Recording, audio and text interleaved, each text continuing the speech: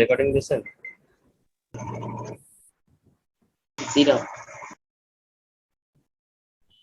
ওকে, আমাদের WordPress install এবং sorry XAMPP file install এবং জ্যাম্প ফাইলের আইকনটা শর্টকাট হিসেবে স্ক্রিনে আসার পরে আমরা সিম্পলি ডাবল ক্লিক করে জ্যাম্প ফাইলটা ওপেন করব। তো জ্যাম্প ফাইলটা ওপেন করার পরে আমার একটা উইন্ডো আসবে। সেখানে আমরা যেহেতু শুধুমাত্র ওয়ার্ডপ্রেস নিয়ে কাজ করতে চাচ্ছি, সেজন্য আমাদের প্রথম দুইটা অ্যাপাচি এবং মাই এসকিউএল এই দুইটা অপশন স্টার্ট করে দিতে হবে। তো আমি মাই এসকিউএল প্লাস অ্যাপাচি দুইটাই স্টার্ট করে দিলাম। তো এখানে কিছু কিছু সময় কিছু এরর চলে আসে। যদি কোনো এরর থাকে বা আপনি স্টার্ট করতেছেন কিন্তু স্টার্ট হচ্ছে না, সেক্ষেত্রে এখানে কিছু এরর দেখাবে। তো আশা করি নতুন আপডেট জ্যাম ফাইলগুলোতে এই প্রবলেমটা হবে না। আর যদি হয় সেটা আমরা পরবর্তীতে সলিউশনে চলে আসবো। তো জ্যাম ফাইল ইনস্টল করলাম, আমাদের সবকিছু ঠিক আছে কিনা সেটা একটু চেক করে আসি। জ্যাম্প ফাইল ইনস্টল করার পরে আমরা চলে যাব যেখানে জ্যাম্প ফাইলটা ইনস্টল করছি সেখানে। আমি আমার লোকাল ডিস্কে ইনস্টল করছিলাম। জ্যাম্প ফাইল নামে একটা ফোল্ডার আছে, ফোল্ডারে চলে গেলাম। দেন এখানে এইচটি ডক্স নামে একটা ফোল্ডার আছে, এটা ওপেন করে এই ফোল্ডারের ভিতরেই মূলত আমাদের ওয়ার্ডপ্রেস নিয়ে আমরা কাজ করব। তো এখানে আমাদের ফোল্ডার ক্রিয়েট করে করে আমাদের কাজ করতে হবে। তো প্রথমে জাস্ট আমি একটা ফোল্ডার ক্রিয়েট করলাম।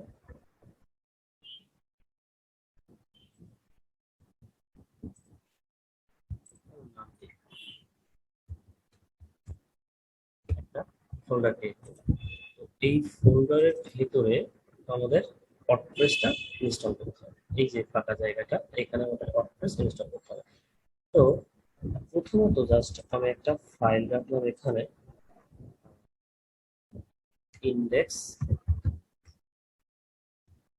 ডট এইচটিএমএল, এটা হবে একটা ফাইল চেক করার জন্য যে আমাদের আহ, আচ্ছা। তো এই ফাঁকা ফোল্ডারের ভিতরে আমাদের শুধু জ্যাম ফাইলটা কাজ করতেছে কিনা এটা চেক করার জন্য আমরা একটা ফাইল ক্রিয়েট করব, সেটা এইচটিএমএল ফরম্যাট, ঠিক আছে। তো এখানে আমি জাস্ট লিখলাম file index index dot HTML. এটা করার সাথে সাথে পারমিশন চাবে যে এটা অরিজিনাল ফরম্যাট থেকে চেঞ্জ হয়ে যাচ্ছে। ঠিক আছে, আমরা পারমিশন দিলাম, তাহলে এটা ফরম্যাটটা চেঞ্জ হয়ে গেল। এখন কথা হলো যে সবার পিসিতে বা ল্যাপটপে এই ফরম্যাটের পারমিশনটা দেওয়া থাকে না। তো তার জন্য আমাদের কি করতে হবে, এই যে আমাদের ভিউতে গিয়ে এখান থেকে এই অপশনটা ফাইল নেম এক্সটেনশনস এটা আনচেক করা থাকে। তো এটা যাদের আনচেক করা আছে তারা জাস্ট এটা চেক করে দিলে কাজ হয়ে যাবে, ঠিক আছে। তো এটা আমরা এখন ওপেন করব। আমি এটা ওপেন করতেছি নোটপ্যাড দিয়ে। জাস্ট আমরা এখানে লিখলাম আমার নামটা, সেভ করে দিলাম, ঠিক আছে। আচ্ছা, এখন আমরা দেখে আসি যে আমাদের লোকাল হোস্ট বা জ্যাম ফাইল কাজ করতেছে কিনা। তো তার জন্য আমাদের কি করতে হবে, আমরা লিখবো লোকাল হোস্ট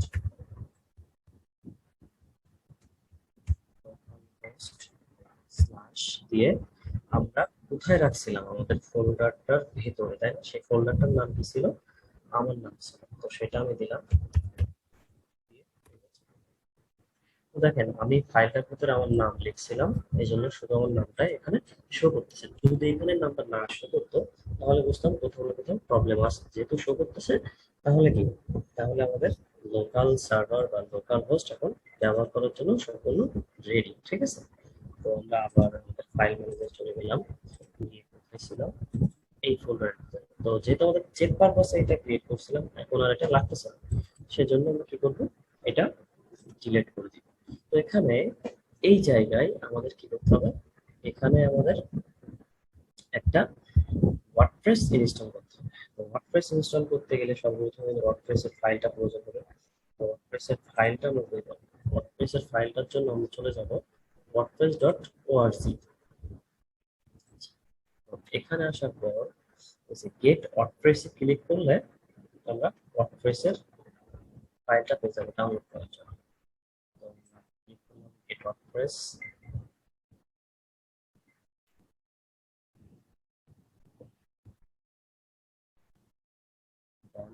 ডাউনলোড ওয়ার্ডপ্রেস 5.8। এটা যেহেতু আমার অলরেডি ডাউনলোড করা আছে, তো আমি আর এটা ডাউনলোড করতেছি না। আমরা সরাসরি ফাইল মেনুতে চলে গেলাম, যেখানে ওয়ার্ডপ্রেসটা আছে।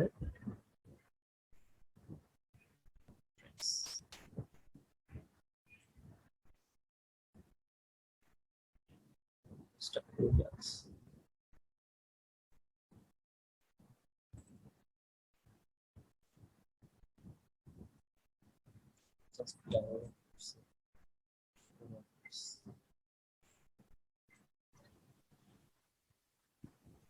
ওকে ওকে, তাহলে আমাদের ওয়ার্ডপ্রেস ইনস্টল শেষ।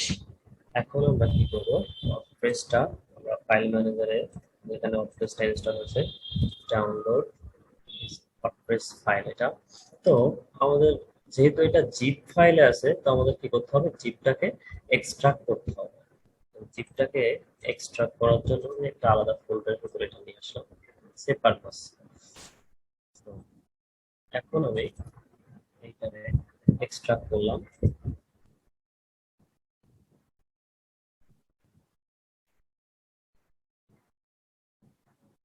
এক্সট্রাক্ট হচ্ছে।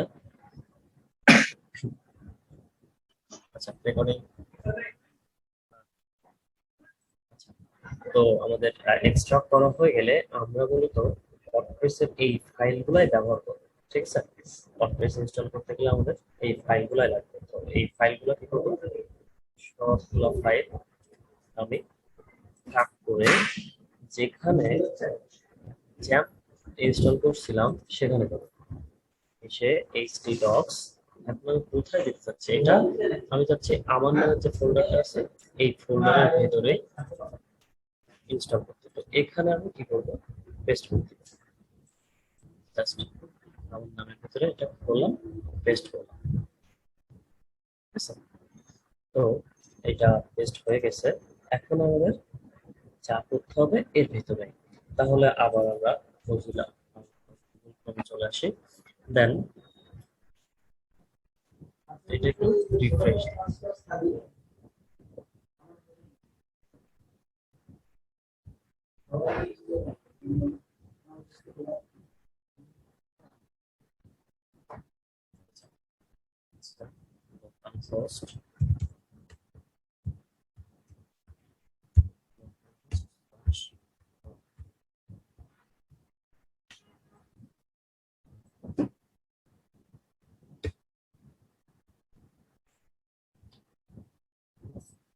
স্লো আছে।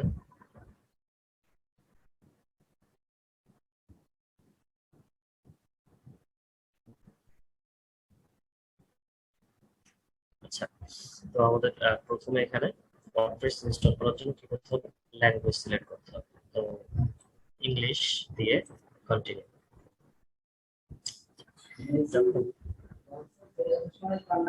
এই ইন্টারফেসটা পাবো, তখন আমাদের এই বিষয়গুলো একটু জানতে হবে ইনস্টল করার আগে, আসলে যে এই বিষয়গুলো কি কি। ঠিক আছে, তো এই বিষয়গুলো আমাদের জানার জন্য প্রথমে কি আছে, ডাটাবেস নেই, অর্থাৎ আপনি ডাটাবেসটা শুনুন। ডাটাবেসটা হলো যে আমাদের প্রত্যেকের কি ফেসবুক অ্যাকাউন্ট আছে, তাই না? তো যখন আমরা ফেসবুকে লগ ইন করি, লগ ইন করার জন্য আমাদের কি কি লাগে, আমাদের ফোন নাম্বার কিংবা ইমেইল সাথে পাসওয়ার্ড। তো যখন আমরা ফোন নাম্বার বা ইমেইল আর পাসওয়ার্ড দিয়ে লগ ইন অপশনে ক্লিক করি, তখন আপনার দেওয়া ইনফরমেশন যদি ফেসবুকের ডাটাবেসের সাথে ম্যাচ করে, শুধুমাত্র তখনই আমাদের লগ ইন করতে দেয়, তা নাহলে দেয় না। তো এই যে অগ্রিম আমাদের কোনো কিছু ক্রিয়েট করো, ফাইল ক্রিয়েট করার সময় ফেসবুকের নিজস্ব ডাটাবেজে যে তথ্যটা দিয়ে রাখছিলাম, আর লগ ইন করার সময় যে তথ্যটা দিব, এইটা যদি না ম্যাচ করে তাহলে কি আমাদের লগ ইন করার পারমিশন দেয় না। তো এটা হলো ডাটাবেস। তাহলে ডাটাবেস নেম আমাদের প্রথম কি করতে হবে, ওয়ার্ডপ্রেস ইনস্টল করতে গেলে আমাদের ডাটাবেস নেম ক্রিয়েট করতে হবে। তো ডাটাবেস নেম ক্রিয়েট করে আসি আমরা। তার জন্য আমাদের যেতে হবে phpMyAdmin, PHP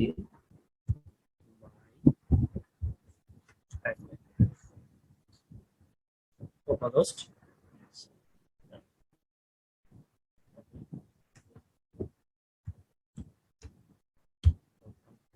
slash PHP মায়াডমিন।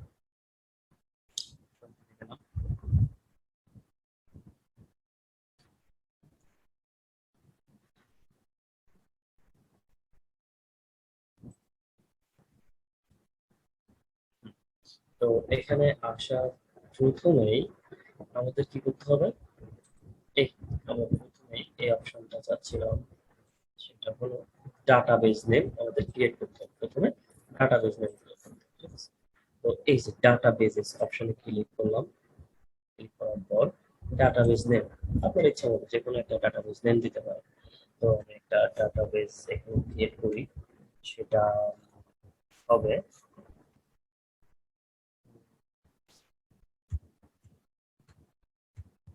আচ্ছা, এটা দিয়ে আমি একটা ডাটাবেজ নেম ক্রিয়েট করলাম, ক্রিয়েট ডাটাবেস নেম ক্রিয়েট করলাম। তো এই যে ইনফরমেশন গুলো আমি এখানে দিচ্ছি, সেই ইনফরমেশন গুলা আমার ওয়ার্ডপ্রেস ইনস্টল করার সময় লাগবে। তো তার জন্য আমি এখানে একটা নোট রাখতেছি।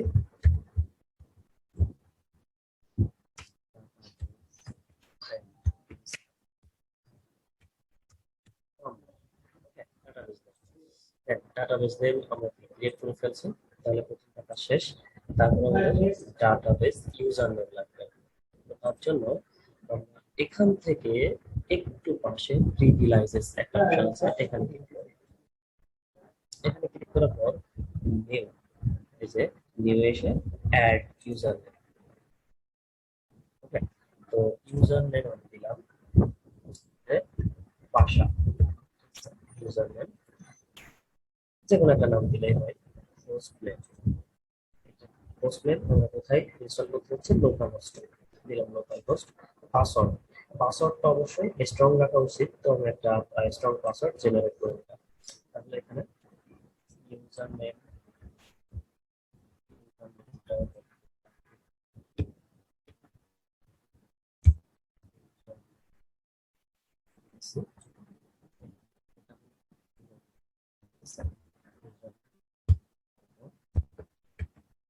পাসওয়ার্ড, পাসওয়ার্ডটা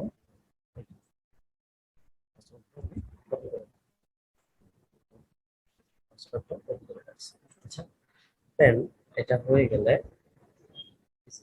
গ্লোবাল প্রিভিলাইজেস চেক অল, এটাকে চেক করে দিয়ে একদম শেষে এসে এই যে অপশনে ক্লিক করব।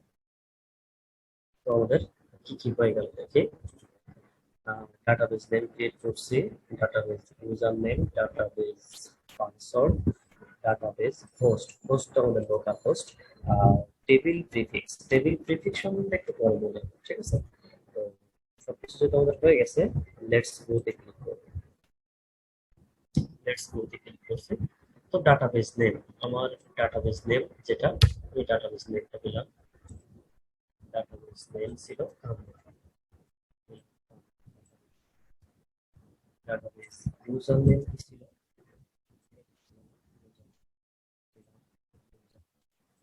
ডাটাবেস পাসওয়ার্ড,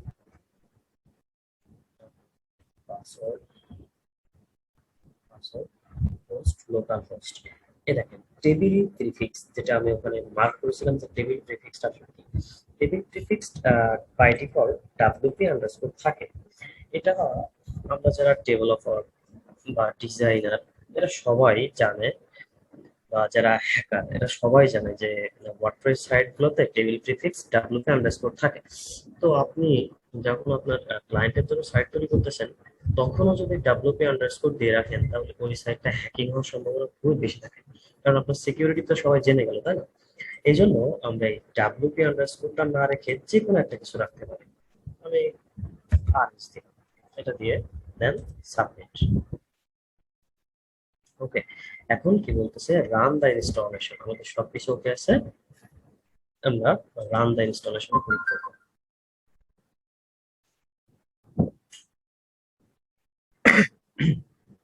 তো সাইট টাইটেল আপনার ক্লায়েন্ট আপনাকে বলে দিবে যে তার সাইটের টাইটেলটা কি হবে।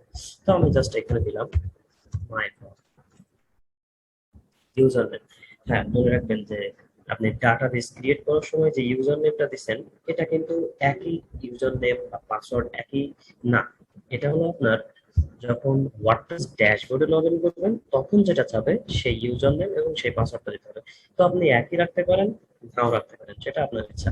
তো ইউজার নেমটা আমি এখানে আরেকটা ইউজার নেম ব্যবহার করলাম। পাসওয়ার্ড এখান থেকে আপনি ইচ্ছা মতো দিতে পারেন বা জেনারেটও করতে পারেন। তো তার জন্য এটাও একটু নোট করি, চাপটি ড্যাশ ড্যাশ, ঠিক আছে। তো এটা ইউজার নেম পাসওয়ার্ডটা একটু করে রাখি। ইউজার নেম ছিল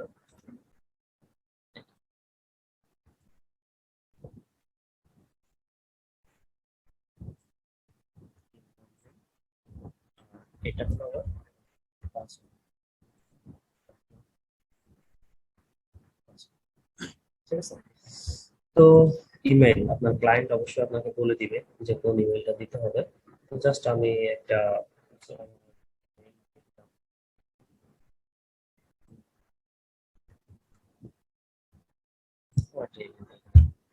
এখন দ্বিতীয় একদম শেষ যে অপশন সেটা সার্চ ইঞ্জিন ভিজিবিলিটি। আচ্ছা, এখন একটা জিনিস সেটা হলো আমরা যখন সাইটটা তৈরি করতেছি এখনো কেউ জানে না যে আমরা সাইটটা তৈরি করতেছি বা আন্ডার কনস্ট্রাকশন আছে। আপনারা দেখেন না যে রাস্তার সাইডে কিংবা কোথাও কোনো কনস্ট্রাকশন বিল্ডিং হলে তখন কি করে, সাইড কনস্ট্রাকশন এরিয়াটা ঘিরে রাখে যাতে বাইরের লোকজন না আসতে পারে, কোনো দুর্ঘটনা না ঘটতে পারে। ঠিক আমরাও এই সার্চ ইঞ্জিন ভিজিবিলিটিতে এটা আনচেক করে রাখবো, কারণ আমরা কি করতেছি না করতেছি যতক্ষণ না সাইটটা কমপ্লিট হচ্ছে ততক্ষণ আমরা চাচ্ছি না যে কেউ দেখুক। যদি আমি এটা চেক করে দিই তাহলে সার্চ ইঞ্জিন আমরা এটা খুঁজে পাবো, আর যদি না আনচেক করি তাহলে সার্চ ইঞ্জিন খুঁজে পেলো না। তো আমরা এটা আনচেক রাখবো, আর এটা যারা এসইও করবে তারা এটা খুব ভালোভাবে জানে, তারা এটা করবে। তো ইনস্টল ওয়ার্ডপ্রেসে ক্লিক করি। তো ওয়ার্ডপ্রেসটা ইনস্টল হচ্ছে ওখানে।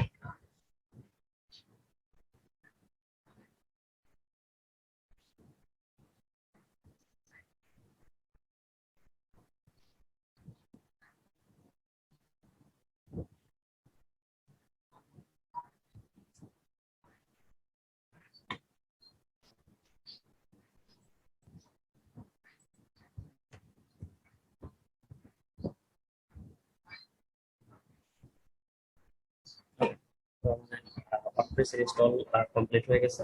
তো এখন আমাদের কি করতে হবে, সাইটে লগ ইন করবো, ওয়ার্ডপ্রেস ড্যাশবোর্ডে লগ ইন করবো। তার জন্য আমাদের লগ ইন অপশনে ক্লিক করলাম। ক্লিক করলে এই যে ইউজার নেম আর ইমেল পাসওয়ার্ড, তো আমরা ওয়ার্ডপ্রেস ইনস্টল করার সময় যে ইউজার নেম পাসওয়ার্ড ব্যবহার করছিলাম সেটা করবো। ইউজার নেম,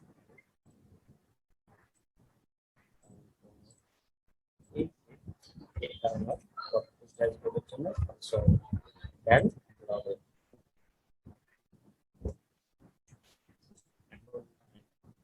আমাদের ওয়ার্ডপ্রেসের নিজস্ব যে ড্যাশবোর্ড আছে সেটা চলে আসবে, ওয়ার্ডপ্রেসের ড্যাশবোর্ড।